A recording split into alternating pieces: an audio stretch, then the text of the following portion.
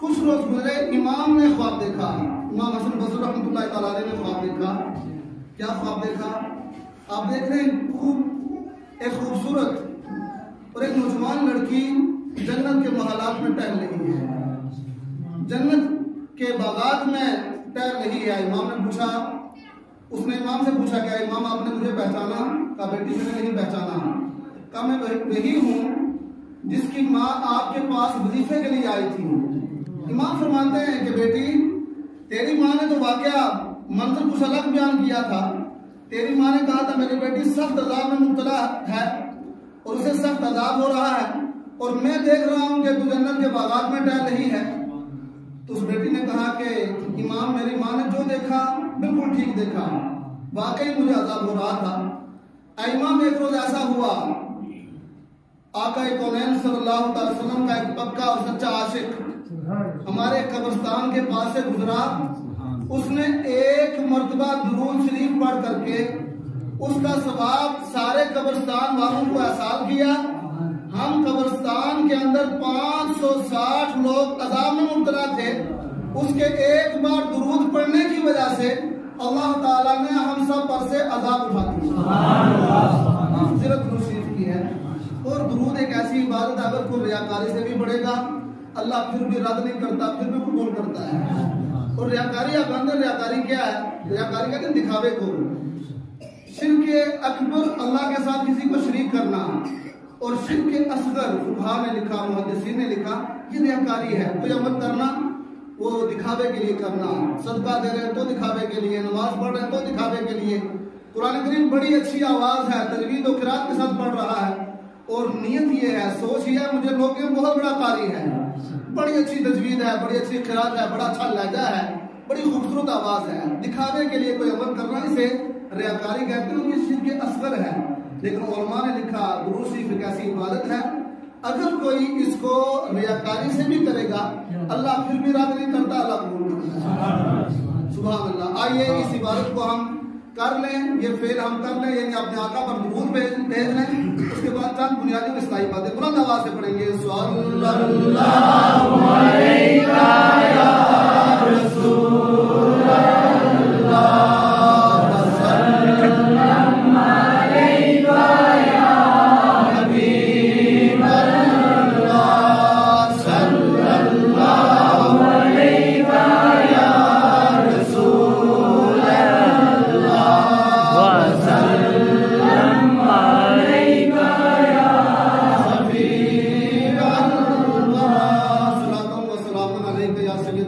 اللہ، آپ نے آنا ہے، مجھے تک کوئی بات نہیں، شام کو بات ہوگی۔ میں بھی بھول گیا، فاروق بھائی بھی بھول گیا۔ صبح ہمارے نصیر بھائی کال کرنے لگے، جب نصیر بھائی نے مجھے فون کیا تو ہماری ایک کال پر یہ چلے آتے ہیں تو ان کی ایک کال پر میں بھی چلا آیا، اس لیے کہ ہماری اور آپ کی ملاقات مقصود تھی، اور اللہ کے اس گھر میں آپ نے اور ہم سب نے مل کر کے اللہ کا، اس کے رسول کا، اس کے پیاروں کا ذکر کرنا تھا۔ اللہ کے پیاروں کا ذکر کرنا یہ بڑی سعادت مندی کی بات ہے۔ میرا آقا علیہ الصلوۃ والسلام ارشاد فرماتے ہیں عند ذکر الصالحین تنزل الرحمہ، جہاں اللہ کے پیاروں کا ذکر ہوتا ہے وہاں اللہ تعالیٰ کی رحمتوں کا نزول ہوتا ہے۔ میں من میں خاکہ بنا کے آیا تھا کہ آج اپنے احباب کے سامنے نوجوانوں کی نظر والدین کی عزت کیا ہے، باپ کا مقام کیا ہے، ماں کی عظمت و فضیلت کیا ہے، آج یہ بیان کرنا ہے۔ لیکن یہاں پہنچا تو پتہ چلا کہ فاروق بھائی کی والدہ کے ختم کے موقع پر امام عالی مقام کی محفل سجائی گئی ہے۔ تھوڑا سا ذکر امام عالی مقام کا میں بھی کر رہا ہوں تاکہ ہماری یہ محفل اور پروکار ہو جائے، پر نور ہو جائے، عظمتوں کی حامل ہو جائے، فضیلتوں کی حامل ہو جائے۔ مجھ سے قبل آپ نے سید صاحب کی زبانی سادات کرام کی عظمت کو سماعت کیا۔ ہم سادات کرام سے محبت اس لیے کرتے ہیں کہ یہ آقا کونین صلی اللہ تعالیٰ علیہ وسلم کی اولاد ہیں، اس لیے ہم سادات کا ادب کرتے ہیں۔ ان کی رگوں میں میرے آقا و مولا کل مولا کائنات کا خون ہے، اور انہوں نے میں فاطمہ الزہرا سلام اللہ تعالیٰ علیہ کا دودھ پیا ہے۔ اور فاطمہ، وہ فاطمہ افسر امروی کہتے ہیں کہ قرآن سے اہل بیت کو جو بھی جدا کرے، قرآن سے اہل بیت کو جو بھی جدا کرے کیسے کہوں کہ اس کا خدا ہی بھلا کرے، اور اس قوم کو زمانہ بھلا کیا مٹائے گا جس کے لیے رسول کی بیٹی دعا کرے۔ اس قوم کو زمانہ بھلا کیا مٹائے گا جس کے لیے رسول کی بیٹی دعا کرے۔ بس زیادہ تذکرہ نہیں، بس صرف میں اشارہ کر کے گزر رہا ہوں۔ آپ نے دیکھا کہ کربلا کے میدان کے اندر کیا ہوا، سنا بھی، پڑھتے بھی ہیں، سنتے بھی ہیں۔ 72 نفوس قدسیہ میں ایک چھوٹی سی ذات مولا امام علی اصغر کی تھی۔ 6 ماہ کی عمر ہے۔ 6 ماہ کے بچہ پیار کیے جانے کے لائق ہوتا ہے۔ جب جھولے میں رکھا جاتا ہے تو جھولا جھلایا جاتا ہے، تو جھولا کبھی مشرق جاتا ہے، کبھی مغرب جاتا ہے، یوں ہلتا ہے، کبھی ادھر جاتا ہے، کبھی ادھر جاتا ہے۔ ادیب کہتے ہیں۔ اب مولا امام علی اصغر کی شہادت کو آپ اپنے پیش نظر رکھ کر کے یہ 2 مصرے اور سن لیں۔ ادیب کہتے ہیں کہ بے سبب دنیا میں پیہم زلزلے آتے نہیں۔ کبھی آپ نے سوچا یہ زلزلے آتے ہیں، زمین کبھی ادھر جاتی ہے، کبھی ادھر جاتی ہے، ایسا جو ہے وہ منظر ہوتا ہے زلزلے کا۔ ادیب امروی کہتے ہیں بے سبب دنیا میں پیہم زلزلے آتے نہیں، یہ زمین اب تک علی اصغر کو بہلانے لگی۔ بے سبب دنیا میں پیہم زلزلے آتے نہیں، یہ زمین اب تک علی اصغر کو بہلانے لگی۔ اور سناؤں شکیل یاد آ گئی، شکیل یاد آئی۔ اللہ کا فضل و کرم ہے، اہل بیت اطہار کے تعلق سے اتنے اشعار یاد ہیں۔ سورج غروب ہو سکتا ہے، مغرب کی اذان ہو سکتی ہے، اشعار ختم نہیں ہو سکتے۔ ماشاءاللہ، جزاک اللہ۔ شکیل یاد آ گئے۔ شکیل کہتے ہیں جزاک اللہ جزائے فرمائے، کیا کہتے ہیں؟ ذکر حسین غم بھی ہے، غم کی دوا بھی ہے۔ ذکر حسین غم بھی ہے، غم کی دوا بھی ہے، ہو کر رہے گا دوزخ و جنت کا فیصلہ، کرب و بلا میں حر بھی ہے، حر ملا بھی ہے۔ کرب و بلا میں حر بھی ہے، حر ملا بھی ہے، ہو کر رہے گا جنت و دوزخ کا فیصلہ، کرب و بلا میں حر بھی ہے، حر ملا بھی ہے۔ اور راحت کہتے ہیں کہ رسول پاک کی آنکھوں کے چین زندہ باد۔ آپ بھی کہہ دیجئے زندہ باد۔ رسول پاک کی آنکھوں کے چین زندہ باد، جناب فاطمہ کے نور عین زندہ باد۔ اس سے بڑھ کر شکست یزید کیا ہوگی کہ یزید کا بیٹا حسین زندہ باد۔ اس سے بڑھ کر شکست یزید کیا ہوگی۔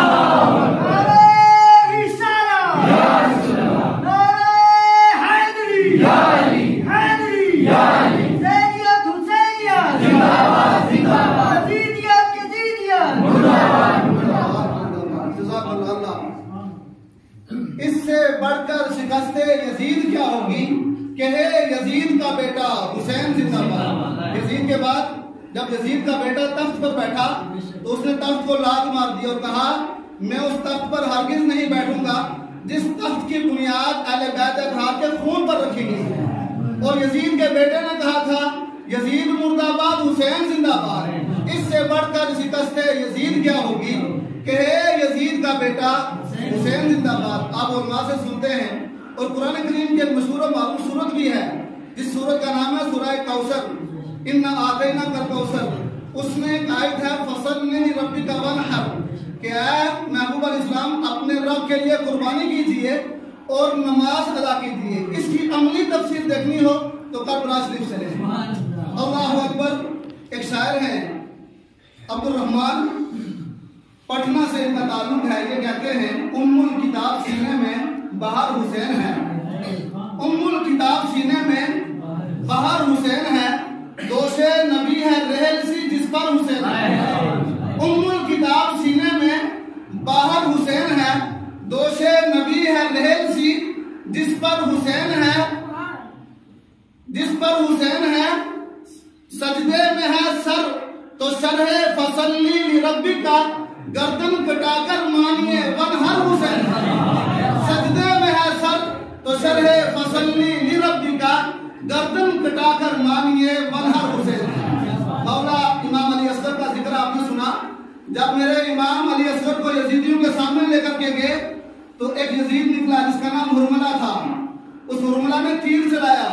اب اس مقام پر مولا امام علی اصغر نے زبان حال سے کیا کہا تو اعظم چشتی لاہوروی کہتے ہیں، کیا کہتے ہیں؟ لشکر اگر یزید کا دمدار بہت ہے، لشکر اگر یزید کا دمدار بہت ہے تو حسین کی بھی تلوار میں دہار بہت ہے. لشکر اگر یزید کا دمدار بہت ہے تو حسین کی بھی تلوار میں دہار بہت ہے. ہر دشمن رسول کو پہچانتی ہے یہ، ارے حیدر کی ذوالفقار سمجھدار بہت ہے. ہر دشمن حسین کو پہچانتی ہے یہ، حیدر کی ذوالفقار سمجھدار بہت ہے.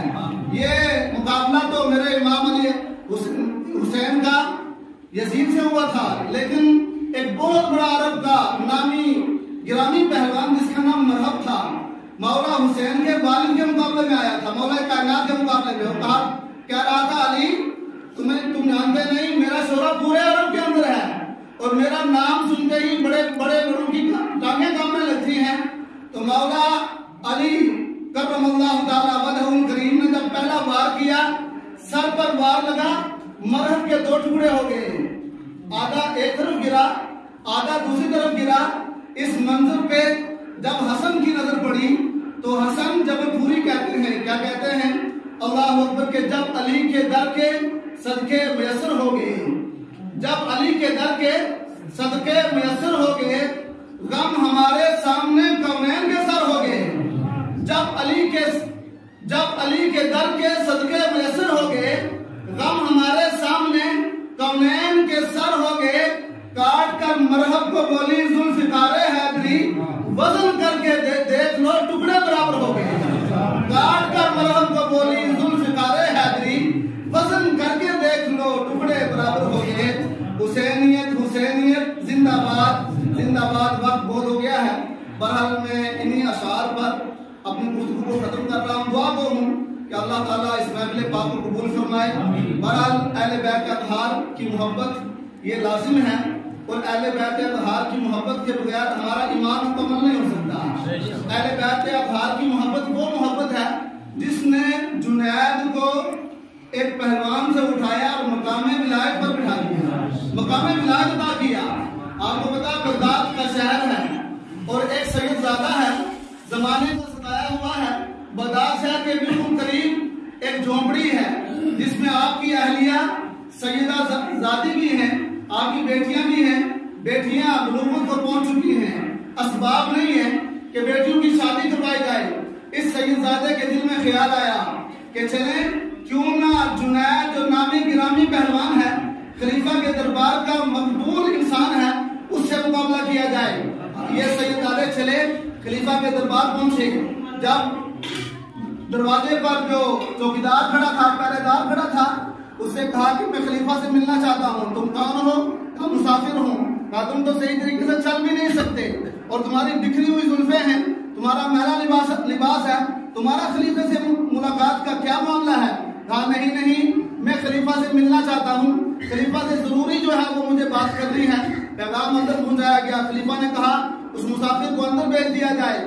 جب یہ سید زادے خلیفہ کے پاس پہنچے، دربار لگا ہے، وزیر بھی ہیں، مشیر بھی ہیں، خلیفہ بھی ہیں، اور خلیفہ کے دربار کا نامی گرامی پہلوان جنید بھی بیٹھا ہوا ہے. کہا خلیفہ تو جانتا میں تیرے پاس کیوں آیا ہوں؟ کہا کیوں آئے ہو؟ کہا یہ تو جنید بیٹھا ہے، اس کا شہرہ پورے عرب کے اندر ہے، میں اسے لڑنا چاہتا ہوں. ایک نظر خلیفہ جنید کی طرف دیکھ رہے ہیں، ایک نظر اس سید زادے کو دیکھ رہے ہیں جن کی زلفیں بکھری ہوئی ہیں، میلا لباس ہے، پھٹا ہوا پرانا لباس ہے، جو صحیح طرح سے چل بھی نہیں سکتے، بیٹھ جائیں تو صحیح ڈھنگ سے اٹھ نہیں سکتے. اللہ اکبر. کہا او مسافر کیا تجھے پتا نہیں جنید کتنا بڑا پہلوان ہے؟ جنید کے نام سے بڑے بڑے پہلوان کانپتے ہیں اور تو کہہ رہا ہے کہ میں جنید سے مقابلہ کروں گا. کہا جی ہاں میں جنید سے لڑنا چاہتا ہوں. میں جنید میرا یقین مجھ سے کہہ رہا ہے کہ میں جنید کو مات دینے میں کامیاب ہو جاؤں گا. سیدوں کی محبت کا اللہ تعالیٰ کیا صلہ عطا فرماتا ہے. ذرا ملاحظہ کریں، دن متعین ہو گیا، تاریخ متعین ہو گئی، جگہ متعین ہو گئی، سارے بغداد کے اندر بگل بجا دیا گیا، جرس بجا دی گئی. فلاں دن فلاں مقام پر فلاں میدان کے اندر جنید کا ایک شخص سے مقابلہ ہونے والا ہے. جس دن کا سورج طلوع ہوا، اپنے بھی آئے، غیر بھی آئے، چھوٹے بھی آئے، بڑے بھی آئے، وزیر بھی آئے، مشیر بھی آئے، وہ خلیفہ بھی آئے، اور ٹہلتا ہوا جنید بھی آیا. اللہ اکبر، سارا میدان سج گیا، میدان جو مقابلے کا وقت شروع ہو گیا، لیکن وہ مسافر کہیں نہیں ہے۔ ان قریب تھا کہ جنید کی فتح کا اعلان کر دیا جاتا، دور سے دھول اٹھتی ہوئی نظر آئی۔ کسی نے کہا کہ خلیفہ وقت وہ دیکھیے دھول اٹھتی ہوئی نظر آ رہی ہے، کیا پتا وہی شخص نہ آ رہا ہو۔ جب دھول ختم ہوئی، وہ شخص آنے والا قریب آیا تو دیکھا کہ ہاں وہی تھا۔ جب میدان میں مقابلہ شروع ہوا، جنید جو ہے پوری آن بان شان کے ساتھ جب میدان میں پہنچے اور اپنے داؤ پیچ کھیلنے لگے، اس سید زادے نے جنید کے کان میں کہا تھا، جنید میں کوئی پہلوان نہیں ہوں، معاملہ یہ ہے میں تیرے نبی کی اولاد میں سے ہوں، جس نبی کا تو کلمہ پڑھتا ہے میں اسی نبی کی اولاد میں سے ہوں، میں زمانے کا ستایا ہوا ہوں، جوان بیٹیاں ہیں، میرے پاس اسباب نہیں ہے کہ میں بیٹیوں کی شادی کر سکوں، بغداد سے قریب ہی میری جھونپڑی ہے، گھر میں کھانے کے لالے پڑے ہوئے ہیں، کئی دن ہو گیا ہے ہمارا چولہا نہیں جلا ہے، جنید آج کی فتح میرے نام کر دے، کل قیامت کے میدان میں آقا کونین کے ہاتھوں سے جام پہناؤں گا۔ اللہ اکبر کبیرہ۔ جنید نے اتنا سننا تھا کہ جنید نے اس سید زادے کو سینے سے لگایا، داؤ پیچ کھیلنے لگے، اور جب گرے تو پھر منظر یہ تھا کہ جنید نیچے تھا، سید زادہ جنید کی چھاتی پر بیٹھ کر، سینے پر بیٹھ کر اپنی فتح کا جشن منا رہا تھا۔ اب جنید کی چاروں طرف سے لان تان شروع ہو گئی، اپنے بھی کہنے لگے، ڈیگانے بھی کہنے لگے کہ جناب والا آج تک خلیفہ کے دربار کا مقبول بندہ رہا، خلیفہ کے دربار سے کھاتا رہا، اور آج اس نے ہماری ناک کٹوا دی، ہماری بدنامت کروا دی، سارا میدان خالی ہو گیا۔ اس سید زادے کو بڑے انعام و اکرام سے نوازا گیا۔ اب جنید بھی اٹھا، آہستہ آہستہ اپنے گھر کی طرف بڑھنے لگا۔ دل میں ایک ہی آواز، ایک ہی خیال بار بار آ رہا تھا، اور کانوں میں ایک ہی آواز بار بار گونج رہی تھی کہ جنید آج کی فتح میرے نام کر دے، آج اگر تم نے آج کی فتح میرے نام کر دی، کل قیامت کے دن نانے سے ہوتے کوسل کے جان لے کر کے پہلواؤں گا۔ یہ خیال بار بار آ رہا تھا، یہ آواز بار بار کانوں میں گونج رہی تھی۔ شام کا سورج طلوع ہوا، مغرب کا وقت ہوا، عشاء پڑھ کے جب جنید اپنے بستر پر گیا، مقدر جاگ اٹھا، میرے آقا تشریف لے آئے، فرمایا او جنید انہیں آج میرے بیٹے کے ساتھ اس نے سلوک کیا ہے، ہم کسی کا ادھار زیادہ دیر اپنے ساتھ نہیں رکھتے، لہذا ہم اپنے بیٹے کے ساتھ کیے ہوئے اس نے سلوک کا تجھے صلہ دے رہے ہیں۔ جنید کل تک دنیا تجھے پہلوان کے نام سے جانتی تھی، آج ہم ولایت کا تاج تیرے سر پر سجا رہے ہیں، آج کے بعد کوئی بھی تجھے پہلوان کے نام سے نہیں بلکہ بڑے ادب کے ساتھ حضرت بھی ساتھ میں لگائیں گے، اور جب تو دنیا سے کوچ کر جائے گا تو تیرے نام کے ساتھ رحمت اللہ تعالیٰ علیہ بھی لگائیں گے۔ تو سادات کی محبت وہ محبت ہے جو عام آدمی کو، جو جنید جیسے پہلوان کو مقام ولایت عطا کرتی ہے۔ سادات کی محبت کو اپنے سینے میں بسائیے، سادات کی محبت کے تاج کو اپنے سر پر پہن لیجئے، دنیا میں بھی کامیابیاں آپ کے قدم چومیں گی، اور آخرت میں بھی کامیابیاں آپ کے قدم چومیں گی۔ اسی میں ہماری فلاح و بقا ہے۔ سادات کی جتنی اچھی تعریف اعلیٰ حضرت نے کی کوئی دوسرا شاعر نہ کر سکا۔ اعلیٰ حضرت فرماتے ہیں تیری نسل پاک میں ہے بچہ نور کا، تو ہے آئینے نور تیرا سب گھرانہ نور کا۔ اور بیکم صاحب کی جب نظر ان مصروں پر پڑی تو وہ کہتے ہیں میں بتاؤں کیوں ہے محفل میں اجالا نور کا، میں بتاؤں کیوں ہے محفل میں اجالا نور کا، باپ ہے تو نور کا تو بیٹا بھی ہوگا نور کا، دیکھ کر مصرائے احمد رضا یاد آ گیا، تیری نسل پاک میں ہے بچہ نور کا، تیری نسل پاک میں ہے بچہ نور کا۔ اللہ تعالیٰ میرے کہنے اور آپ کے سننے کو اپنے بارگاہ میں قبول فرمائے۔ سادات کرام کی محبت اللہ تعالیٰ ہمارے دل میں بسائے، ہمارے دل میں سجائے، اور سادات کرام کے صدقے میں، کربلا والوں کے صدقے میں اللہ ہمارے گناہ معاف فرمائے، اس محفل کو قبول فرمائے، محفل کو منعقد کرنے والوں کو اللہ بہتر سے بہتر اجر و جزا عطا فرمائے۔ اللہ سادات کے خون کا قطروں کا صدقہ فاروق بھائی کی والدہ کی دائمی اور عدمی مغفرت فرمائے، اس کے دل میں جو نیک اور جائز مقصد ہے اللہ کربلا والوں کا صدقہ اس مقصد میں کامیابیاں کامرانیاں عطا فرمائے۔ وصلی اللہ تعالی علی خیر خلقہ ونور عرشہ محمد وعلی آلہ واصحابہ اجمعین، آمین بحق لا الہ الا اللہ۔